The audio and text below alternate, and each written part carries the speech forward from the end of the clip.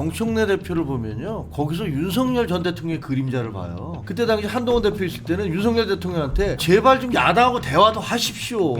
일방적으로 가면 안 됩니다. 그런 얘기를 계속했는데 다 킬당했어요. 근데 지금 이재명 대통령과는 거꾸로 돼 있어요. 대통령은 야당과도 만나고 대화도 하고 뭐 하자 그러는데 당 대표가 사람하고나 악수하는 거지. 이러면서 계속 속된 말로 이제 거절을 하고 있잖아요. 그리고 당장 만나고 난 다음 날 저렇게 연설을 해서 완전 여야 관계를 파탄을 만들어 버리고, 이게 도대체 무슨 짓이에요? 저분은 윤석열 전 대통령과 비슷하게 정치를 하는구나. 갈등과 파괴와 대화 단절, 내가 오르니까 니들 다 비켜. 굉장히 위험하게 하고 있구나. 우리가 윤석열 대통령과 당에서 있었던 것에 거꾸로 버전이 지금 민주당 내에서 벌어지고 있는 것 같은 느낌이 들어요.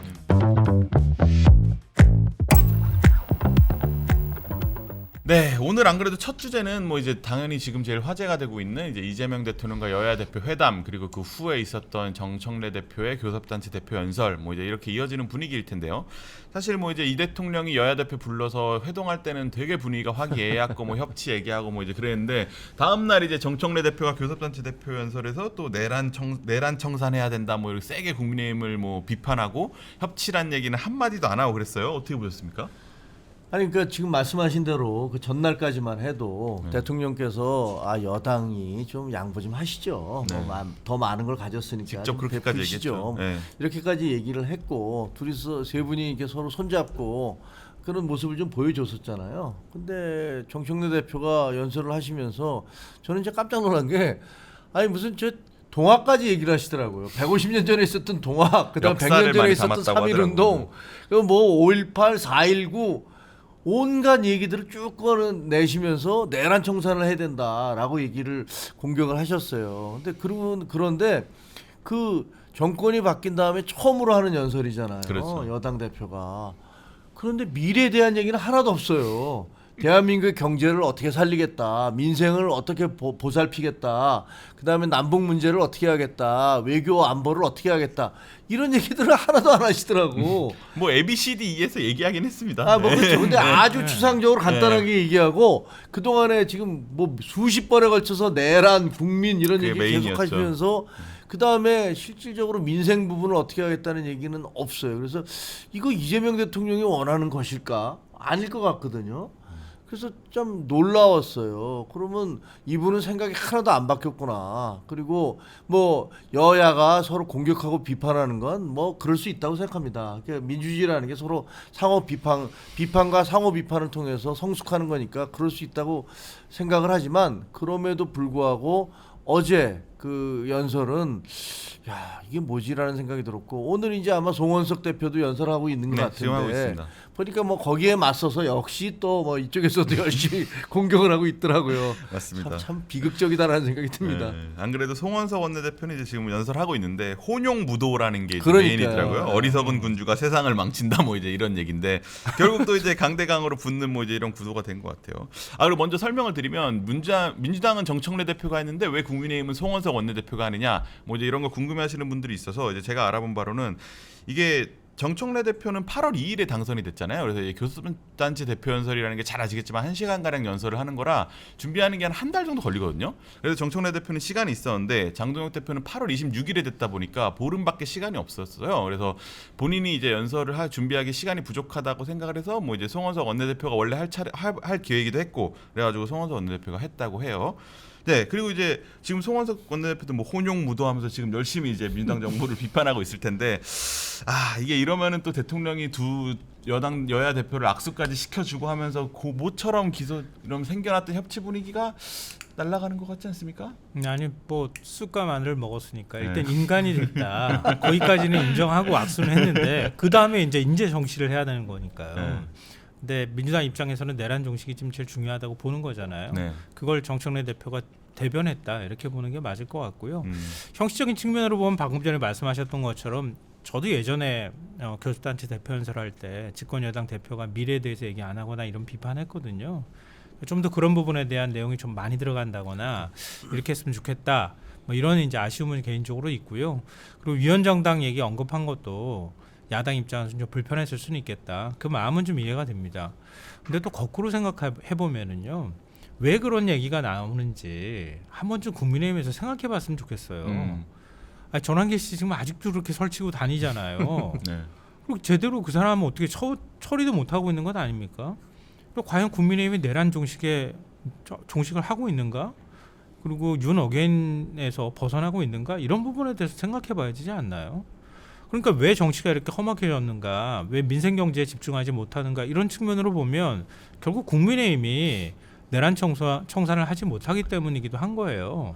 그러니까 그런 부분에 있어서 민주당 대표가 비판했다고 국민의힘이 뭐라고 반발하는 건 저는 좀 맞지 않다고 생각하고요. 그리고 정찬혜 대표가 한 발언을 보면은요, 막 협박조의 발언은 아니에요. 빨리 벗어나십시오. 오히려 제가 볼 때는 호소에 가깝거든요. 그러니까 국민의힘이 빨리 좀 벗어나 주십시오. 빨리 이거에 대해서 우리가 내란 종식하고 좀 민생 경제로 나가야 되지 않겠습니까? 이렇게 얘기하는 거거든요. 또 호소하는 얘기를 이거 협박하고 있다고 막 엄살을 피듯이 얘기하면 어떡합니까? 그건 좀 아닌 것 같아요. 그러니까 국민의힘도 빨리 윤석열 전 대통령하고 좀 손절하고 뭐 최고위원도 뭐 윤석열 김건희 부부 빨리 석방시켜야 된다는 얘기까지 하는데 그런 얘기 좀 안 나오게 좀 했으면 좋겠어요. 저는 장동혁 대표가 그 대통령에게 요구했던 5가지 사항이 있잖아요. 네네네. 거기에 민생 부분이 없었던 것들에 대해서 상당히 좀 아쉽다고 다른 데서 얘기를 했어요. 네. 우리가 공격할 수 있는 예를 들면 노란봉투법 같은 것들, 그것이 네. 경제에 미칠 파장이라든가 그리고 양국법이라든가 뭐 이런 것들 그 얘기를 했어야 맞다. 근데 주로 이제 정치적인 이슈만 계속 제기를 해서 그건 좀 적절치 않다라고 생각을 했고 또 그렇게 얘기들을 했는데, 근데 제가 그 민주당에서 뭐 내란 종식에 대해서 비판할 수 있다고 생각을 해요. 그리고 많은 우리 내부의 무슨 뭐 극우 패널들이라든가 혹은 뭐 당 최고위원이라든가 이런 분들이 제가 보기에도 적절치 않은 발언을 하고 있다라는 생각이 드는데, 문제는 그 어저께 정청래 대표 동학 3.1운동 이런 것까지 얘기하는 거 보면 이게 무슨 우리가 지금 일제 친일 세력입니까? 아니 야당 여당 관계를 그렇게 보는 거예요. 과거에 문재인 정부 때 무슨 그 국민을 토착 왜구라고 그 일본 불매운동 참석하지 않으면 이자카야 가면 아사히 맥주 먹으면 그리고 일본 차 타면 일본 여행 가면 이 사람들이 토착 왜구다라는 식으로 죽창가 얘기하고 이순신 장군의 12척 얘기하면서 그렇게 국민을 갈라치게 했잖아요. 그 말이 안 되는 짓을 한 거예요. 근데 제가 보면 정청래 대표는 그 연장선상에서 세상을 바라보고 있구나 라고 생각을 합니다. 그럼 비판할 수 있어요. 근데 그거를 마치 저거는 일제 잔재 세력, 무슨 뭐 친일 세력, 그러니까 절멸해야 될 세력, 이렇게 바라보고 있는 거 아닌가 라고 생각이 되어져서 그 부분은 적절치 않다. 그리고 어쨌든 우리는 다 대한민국 국민이고 우리 국민의힘 내부에서 여러 가지 잘못된 부분이 있어요. 근데 그거는 지금 현재 당대표가 영원 무궁한 거 아니잖아요. 네. 2년 동안 하는 거고 또 사실 우리 당에서는 2년 다 채운 사람도 없어요. 6개월 1년이면 다 쫓겨났습니다. 네. 근데 그렇다고 해서 그 당대표가 아니라 그 뒤에는 우리 당을 지지하는 국민들이 있는 건데 그 소수의 사람들을 근거로 해서 우리의 지지자 전체를 마치 무슨 저 친일 세력이라든가 내란 세력으로 몰아세우는 것은 그건 잘못됐다. 이 말씀을 드리는 겁니다. 근데 좀 최근에 저도 수사학에 대해서 공부를 좀 하고 있는데요. 그런 이제 말씀하셨던 거에 비춰보자면 좋은 연설은 아니었던 거예요.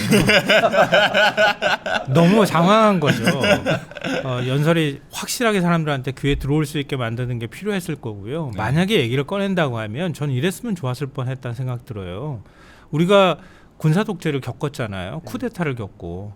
그 시절에 내란 청산 제대로 하지 못했잖아요. 전두환은 끝까지 죽을 때까지 자기 잘못 인정 안 하고 죽었어요. 그렇죠. 그러니까 그걸 왜 그렇게 했겠습니까? 내란 특별재판부 얘기 나오는 것도 마찬가지고요. 다른 모든 범죄에 관련되어 있는 문제는 다 제외하고서라도 그런 역사를 제대로 청산하지 못했기 때문에 우리가 얼마나 많은 고통들을 겪어왔어요. 그리고 그것 때문에 불필요하게 사회 갈등들이 있었던 거고요. 그러니까 좀 거기에 확실하게 포커스를 맞춰서 얘기했더라면 방금 전에 말씀하셨던 비판을 좀 덜 받을 수 있지 않았을까 이런 생각은 하고요. 그러니까 우리가 민주공화국에 살잖아요. 근데 민주에 대립되는 개념은 독재라고 우리가 볼 수 있을 거고 공화국에 대립되는 개념은 왕정이나 전제라고 할 수 있잖아요. 근데 민주주의를 무너뜨리려고 시도했던 거잖아요. 사실은 독재를 꿈꿨던 거예요. 근데 그러면 우리 헌정질서 뭐 유린이 이런 표현을 사용하고 있지만 어찌됐든 거기에 간접적으로 동조를 하는 어떤 사람들이 지금 있는 거 아니에요. 그러니까 조태용 전 국정원장도 거짓말했다는 사실이 드러나잖아요. 그러니까 그렇게 해서 어떤 방식으로든 동조했던 사람들 이런 사람들에 대한 확실한 징벌 효과를 만들어내야 역사로 기록을 해놔야 우리 사회에 다시는 민주주의를 무너뜨리려고 하는 시도를 하지 않지 않겠습니까? 그런 부분에 있어서는 전 내란에 있어서는 관용이 절대 없어야 한다. 여기에 대해서는 100% 동의합니다. 저는 뭐 상당 부분 동의를 하지만 그 지금 역사 대한민국의 역사에 보면 3번에 걸쳐서 커다란 정변이 있었어요. 그렇죠? 첫 번째는 이제 박정희 대통령이 얘기했던 5.16 그것도 사실 군사 쿠데타죠. 하지만 그 이후에 굉장한 경제 성장을 이뤘고 산업화를 이룸으로 해서 과보다는 공이 훨씬 많다. 이게 보수 쪽에서는 그렇게 평가를 하고 있는 거고, 뭐 진보 진영에서도 심지어는 김대중 대통령조차도 나중에는 박정희 대통령의 경제 성장은 훌륭했다라고 얘기했던 걸로 알고 있습니다. 두 번째가 그건 성공한 거였어요. 두 번째가 1.12 아닙니까? 1.12 신군부가 일으켰던 사실상의 이제 군사 반란이죠. 근데 그거는 나중에 정권이 끝난 다음에 단죄받았어요. 그렇죠? 5.18 특별법이 만들어졌고 거기에 대해 재판에 대해서 두 분이 이제 무기징역 뭐 이런 것들을 선고받았었잖아요. 그러다가 이제 나중에 이제 사면이 되긴 했습니다만 그거는 성공했다가 결국은 단죄받은 그런 것이고 세 번째가 이번에 이제 그 12월 3일 날 있었던 비상계엄인데 이건 그냥 실패했어요. 이 실패했던 이유는 아시다시피 한동훈 대표가 앞장서서 막았던 집권 여당의 대표가 막고 집권 여당의 의원들이 나가서 야당 의원들과 함께 그걸 막았고 그다음에 또 메시지를 계속 냈고 그런 측면이 있고 무엇보다 우리 국민들이 그걸 받아들이지 않았잖아요. 그리고 군과 경도, 군인들과 경찰들도 사실은 저도 그때 현장에 있었지만 그 국회로 들어가려고 할 때 경찰이 피해줬어요. 막고 있었던 사람들이 정말 이러실 겁니까? 라고 한동훈 대표 얘기하니까 주춤주춤 뒤로 물러나서 우리가 다 들어갈 수 있었다고요.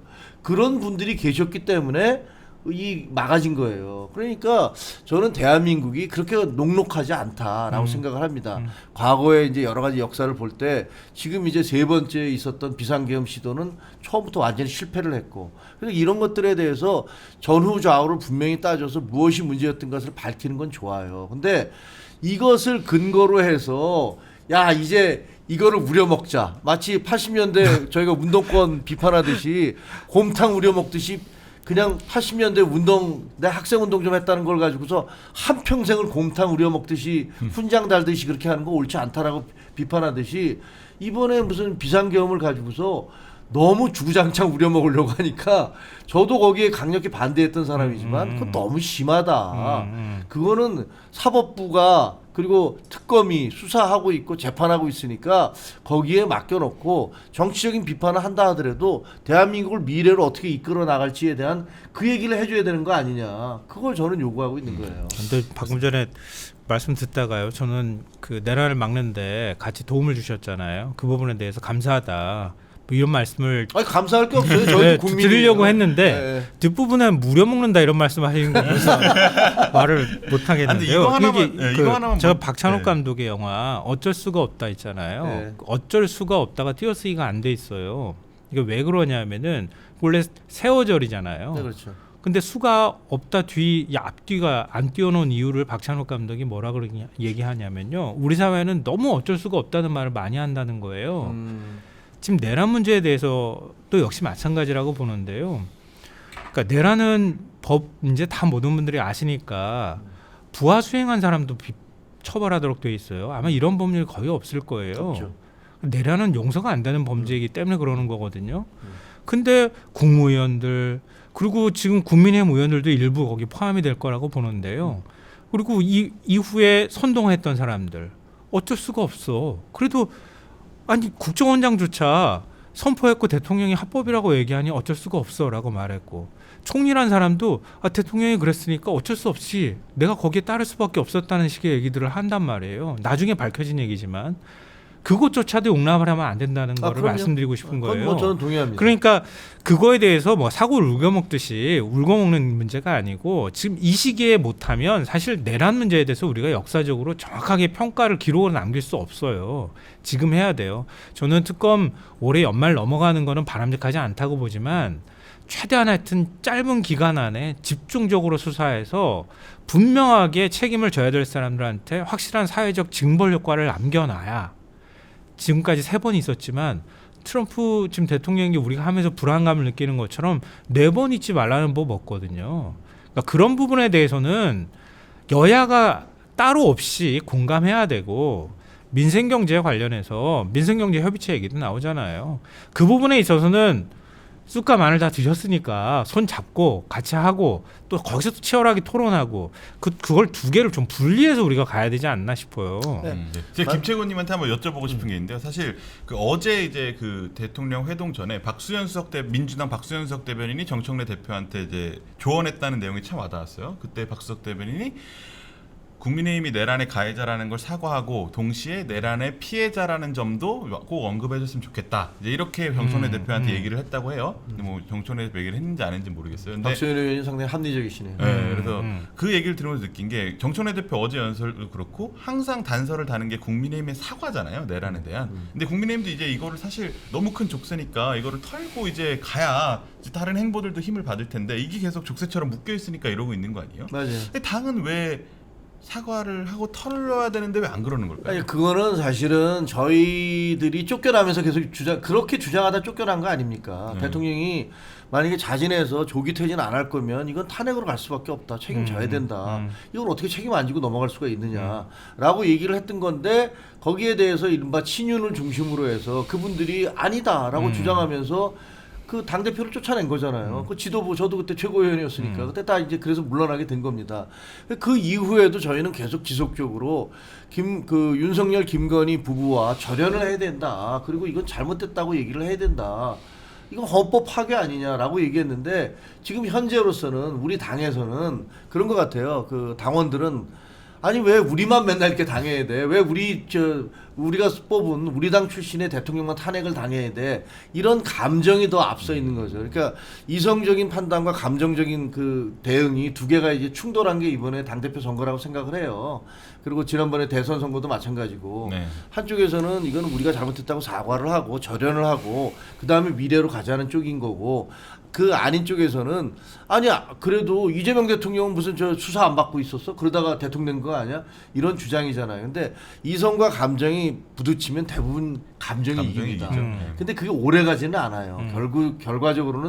결국은 이성이 승리하게 돼 있습니다. 하지만 지금 그 짧은 단계라고 생각해요. 저희는 이 감정적인 것들이 더 앞서서 그래서 그 진솔한 사과라든가 미래에 대한 것보다는 자꾸만 과거에 얽매여 있고 대통령 부부에 대한 어떤 그런 끈 이런 것들을 놓지 못하고 있는 건데 결국은 정리될 거라고 생각을 합니다. 그래서 박수현 대변인이 얘기했던 대로 이 가해자임과 동시에 또 많은 우리 당원들은 피해자이기도 하단 말이에요. 당이 망가져 버렸잖아요. 권력은 뺏겨버렸고 그러니까 이런 부분들을 종합적으로 생각하는 것이 맞다라고 생각을 합니다. 근데 전 한동훈 전 대표 안 좋아하거든요.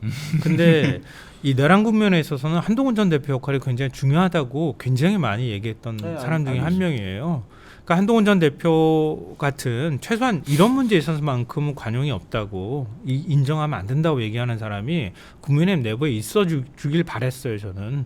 만약에 국민의힘에서 남아있지 못한다 하더라도 별도의 보수정당이든 어떤 방식으로든 합리적 판단을 할 수 있는 사람이 분명히 있어야 한다고 보거든요. 근데 국민의힘은 그렇게 지금 못 가고 있잖아요. 말씀하셨던 것처럼. 그러니까 팬덤 정치의 문제를 우리가 얘기할 때 제일 지적받는 게 뭐냐면 팬덤에 휩쓸리고 있는 지지자가 문제냐 아니면 팬덤을 조장해서 이익을 취하는 정치인이 문제냐 이렇게 얘기하면 지금 정치인이 문제라고 얘기하는 거예요. 지금 장동욱 대표도 그런 사람이에요. 제가 볼 때는. 팬덤 이용하고 지금 이렇게 지지자들 사이에서 우리가 2번 탄핵당할 수는 없잖아. 어떤 이유에서든 간에 뭐 그게 예를 들면은 내란할 수 있지 뭐 이렇게 생각하는 사람 아주 극소수 뺀다 치더라도 이게 감정적으로 용납이 안 되는 사람들이 있다 하더라도 그걸 부추기면 안 되죠. 자기 정치적 이익을 위해서. 근데 장동욱 대표는 그렇게 지금 부추겨가지고 당대표가 됐잖아요. 되고 난 다음에 또 똑 하나 더 지르려고 해요. 다음번 지방선거도 있으니까 내가 또 이제 뭔가 정치인으로서 나도 밑으로 줄도 좀 세우고 선거에도 이겨봐야 되니까 어정쩡하게 떡 2개 들고 이것도 먹어야 되고 저것도 먹어야 되고 이러고 있단 말이에요. 전 선배님 같은 분이 계속 정치 근데 계속 가뜩이나 나와서 제가 했으면 좋겠어요. 미인증 패널인데 미지 아니 도대체가 아니 그 얘기 나한테 듣고 무슨 얘기를 들으려고 그러시는 거예요? 깜짝 놀랐어요. 제가 그 얘기 듣고 장도연 배달 대표 인증제? 아 미인증 패널한테 진짜 아직 아니, 인증 못 받으신 거예요? 여러 가지 얘기가 있는데 아까 말씀드린 참칭 대로 보수라는 말의 다른 말이더라고요. 감정은 가라앉게 돼 있고 결과적으로는 더 이성적인 판단이 앞서게 될 것이다. 그리고 그 과도기를 우리가 건너고 있다라고 생각을 합니다. 네, 근데 오늘 또 이제 정청래 대표가 당 회의에서 또 이제 어제 연설할 때 이제 본인이 뭐 이제 노상원 수참 얘기를 하면서 뭐 이제 그 계엄이 실험됐으면 자기가 뭐 죽었을 거다 뭐 이제 이렇게 얘기를 하니까 국민의힘 쪽에서 차라리 뭐 그렇게 됐어야 좋았을 텐데 뭐 이제 이렇게 얘기한 걸 이제 유튜브 쇼츠가 돌고 있는데 그거를 막 최고위에서 틀고 막 공개하고 그랬어요. 누가 그렇게 잔인한 얘기를 저도 이제 오면서 봤는데 그래서 이제 그런 걸로 또 이제 계속 치고받고 하고 있거든요. 그러니까 이게 참 그리고 오늘 송원석 대표도 뭐 이재명 대통령 재판 얘기하면서 막 뭐 또 뭐 나를 세우고 있고 이래가지고 잠깐 이 대통령 주제로 반짝했던 협치 기운이 하루도 안 돼서 꺼지는 이런 상황인데 이게 정청래 대표랑 이재명 대통령이랑 이재명 대통령은 두 당을 손을 잡게 하고 싶어 하는데 정청래 대표의 강성이 뭐 보이는 거 이게 역할 분담이냐 아니면 뭐 진짜 이견이냐 근데 전자한 것 같아요 후자한 것 같으세요? 저는 약간 이견이 있다고 봐요. 뭐 서 있는 자리가 다르잖아요. 그러니까 정청래 대표는 지금 여당 당 대표 자리에 서버린 거고요. 이재명 전 대표 그러니까 이재명 대통령은 대통령의 위치에 올라간 거잖아요.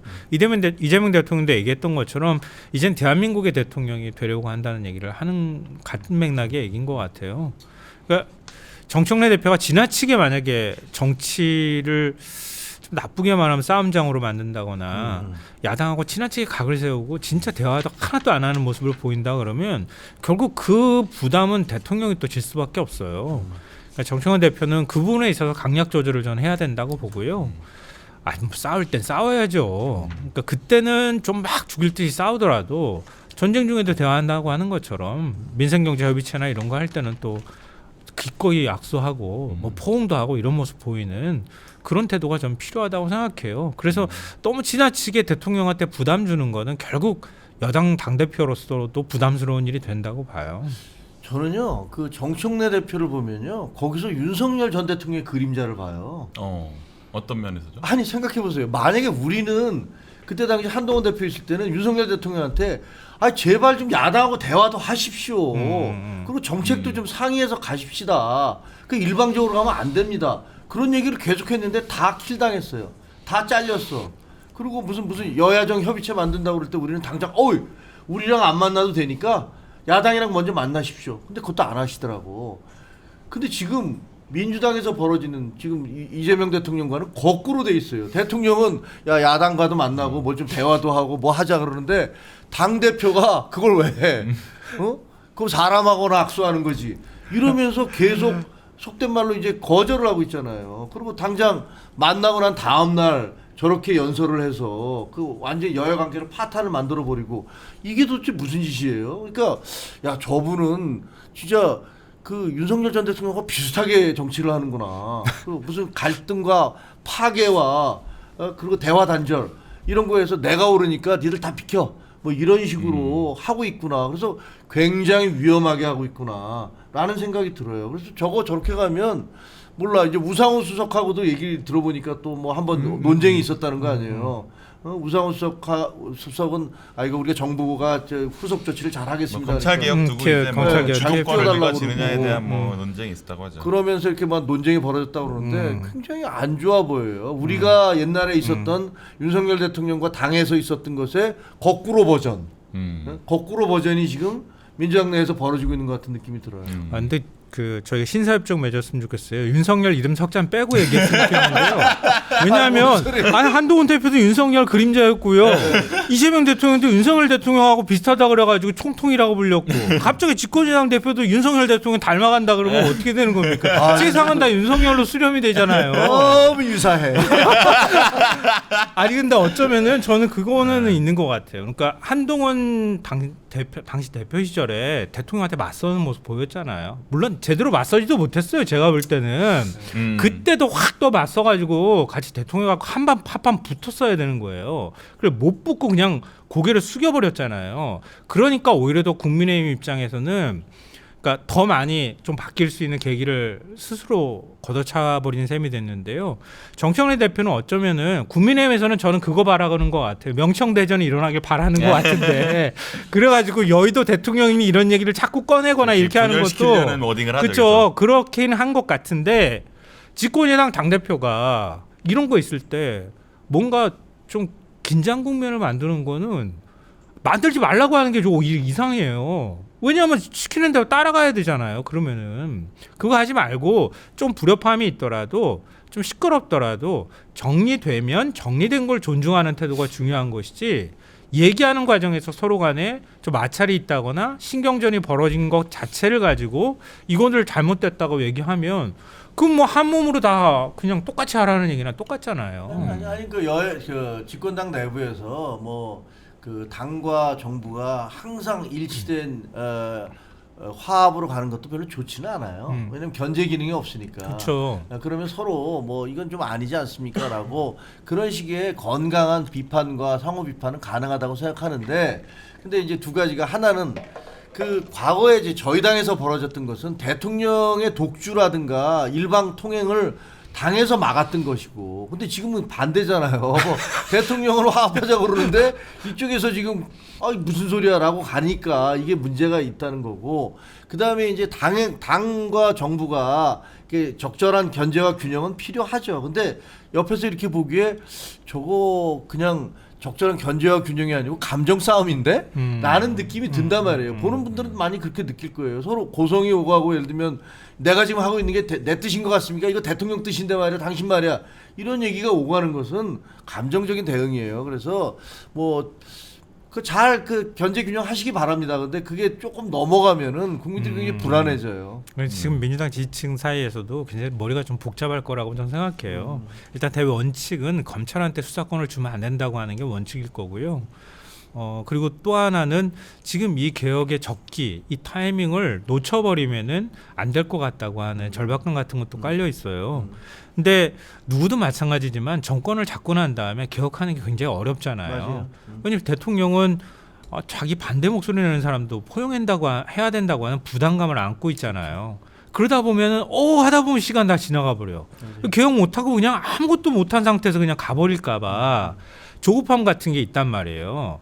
그러니까 그 개혁의 적기, 타이밍을 어떻게 설정하느냐에 관한 문제, 내용을 볼 때 뭐 지금 보안 사건 얘기 나오는 것처럼 어떻게 권한을 주고 어떻게 디테일을 만들어야 진짜 과거로 되돌아가지 않을 거냐, 이런 부분에 대해서 각자 생각이 좀 다른 것 같아요. 또 법무부 입장이나 정부 입장에서 보면 법무부나 검찰 입장을 또 완전히 무시하기는 어려울 거고요. 그러니까 그 과정에 전 놓여 있다고 보는데, 말씀하신 것처럼 당은 그 조급함 때문에 좀 더 확 속도감 있게 끌고 가고 싶어하는 거고, 대통령이나 정부에서는 조금 더 시간을 늦춰가면서 아주 신중하게 가고 싶어하는 마음이 있는 것 같아요. 그래서 좀 그런 큰 틀 안에서 생각을 해보면 전 충분히 이해 가능한 범위 내에서 싸우거나 투닥거림이 나타나고 있다고 생각합니다.